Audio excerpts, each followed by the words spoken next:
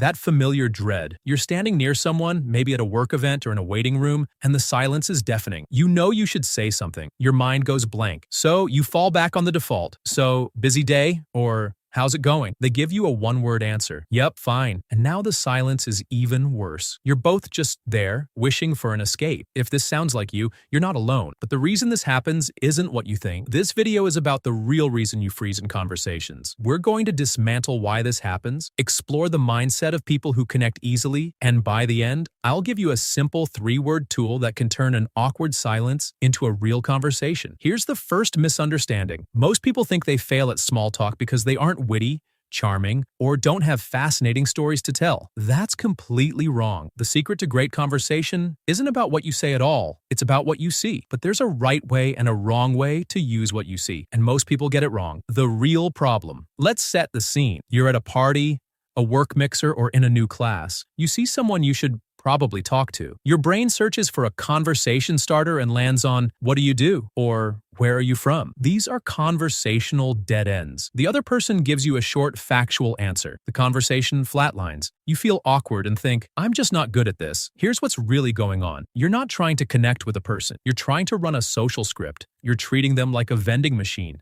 putting in a generic question and hoping an interesting conversation comes out. The confident people you see aren't using some special magic. They're just running a different and much more human program. Before I show you what that is, you need to understand why your current method fails. When you ask those generic interview questions, you are forcing the other person to do all the work. You've just given them homework. You've essentially said, "Please think of something interesting to entertain me." It's a low-key social test, and it's exhausting for them. That's why they shut down and give you the shortest possible answer. The solution, from asking to noticing. But then, I learned a simple shift that changes everything. Watch what happens when you stop asking questions and start sharing observations. Instead of, "What are you reading?" try, "That book looks like it's been on a serious journey with you." Instead of, "How's work?" try, "You have the I just cleared 100 emails look of intense focus." See the difference? You're not demanding an answer. You're simply sharing what you see. This gives them an easy way to respond. They can agree, disagree, or elaborate. The pressure is off. But this is where most people still mess it up. They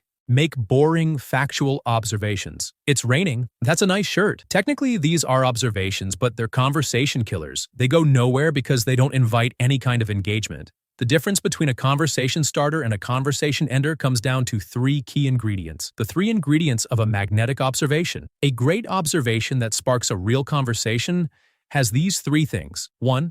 Specificity. You notice a detail. "Oh, not nice shoes?" "No, but those shoes look comfortable enough to run a marathon in." 2. Playful exaggeration. This adds energy and a bit of humor. "Oh, not? You look tired." "Oh, but you have the expression of someone who just sat through a 3-hour meeting that could have been an email." 3. Implied story. Your observation hints that there's a background or a story. "Oh, not? You have a lot of stickers on your laptop, but that laptop looks like a personal passport with all those stickers." When you combine these 3 elements, you're not just stating a fact. You're painting a small, interesting picture. The other person will feel a natural urge to respond, to confirm, to deny, or just to laugh. And just like that, you're talking. Advanced application, building the conversation. The next level is to not stop at one observation. You can build on their response to create a real dialogue. For example, you're at a coffee shop. You see someone with a really elaborate, colorful drink. Observation 1, that looks less like a coffee and more like a science experiment. They laugh and say, "It's my weekly treat." Observation 2, follow-up. "I'm guessing that's the secret weapon for getting through the rest of the afternoon." Now you're in a real back and forth. You're not forcing it. You're just playfully responding to the information they give you. This works in professional settings too. Instead of, "How's the big project going?" try, "You've been staring at that spreadsheet so intensely, I'm pretty sure you're trying to find the secrets of the universe in it." It's lighthearted, specific, and breaks the ice in a way a generic question never could. Once you start thinking this way, you'll see opportunities everywhere. The 3-word phrase. This brings me to the 3-word conversation starter I promised. It's the perfect way to launch one of these observations. The 3 words are,